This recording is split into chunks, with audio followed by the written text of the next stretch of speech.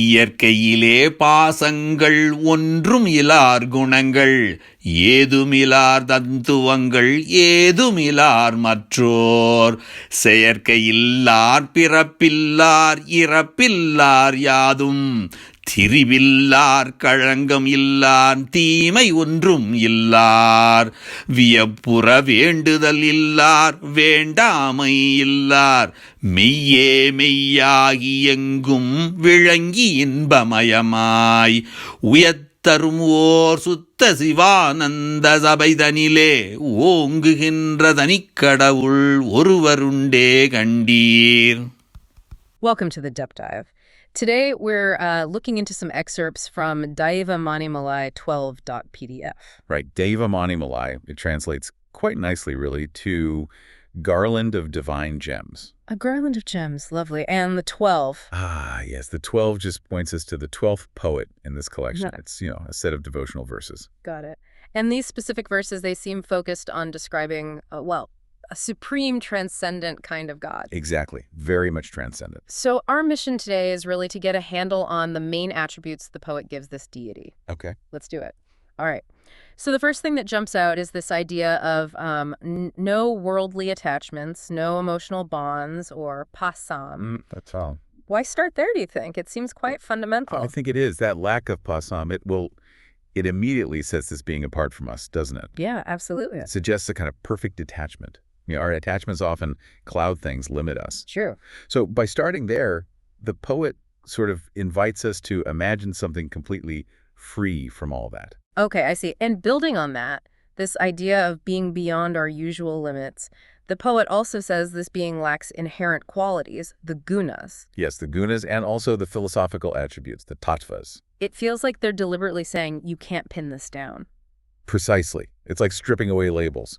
The gunas define the material world, fundamentally. Right. So saying the deity has none, well, it positions it entirely outside that system, beyond our concepts. Forces us to see the limits of our own language, maybe. Could be. Definitely pushes against easy categorization. Now, this next part is really interesting. Freedom from artificiality, from birth, and crucially from death. A huge contrast to us. A massive contrast. What does that tell us about this being's nature? Well, freedom from that birth-death cycle points to something timeless, right? Yeah. Eternal. Untouched by impermanence. Exactly. It doesn't start, it doesn't end. It just is outside of time as we perceive it. And the transcendence just keeps going. The text says it's beyond change, tripu, and has no blemish, no evil. Yes. That's aiming for, well, absolute perfection. No change. Tripu suggests it's immutable, unchanging. Right. A constant state, and no blemish or evil that's pointing towards a kind of absolute untainted purity. Okay, now this one's fascinating. No desires or aversions that cause surprise or astonishment. Yeah, that's a deep one. It sounds almost detached. No, more like self-contained, unfazed. Exactly. Think about how our wants and dislikes, drive so much of our reaction, our surprise, or anxiety even. Sure. This suggests a state of perfect equilibrium. Nothing internal or external can really shake it.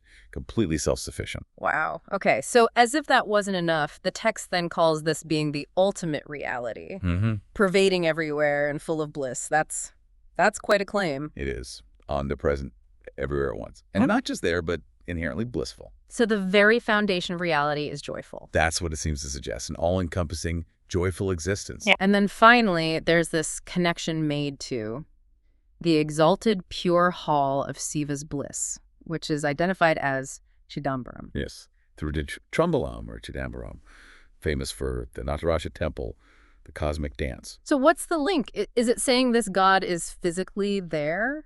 Oh, probably not literally confined there. It's more likely symbolic.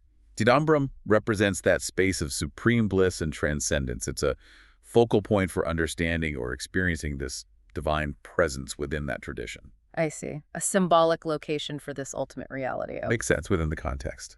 So just to quickly recap then, we've touched on a being with no attachments, no inherent qualities. Right, free from birth and death.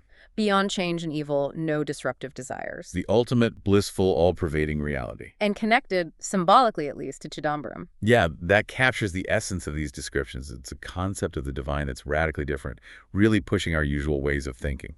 It certainly is. Which leads to a final thought, really, for you listening.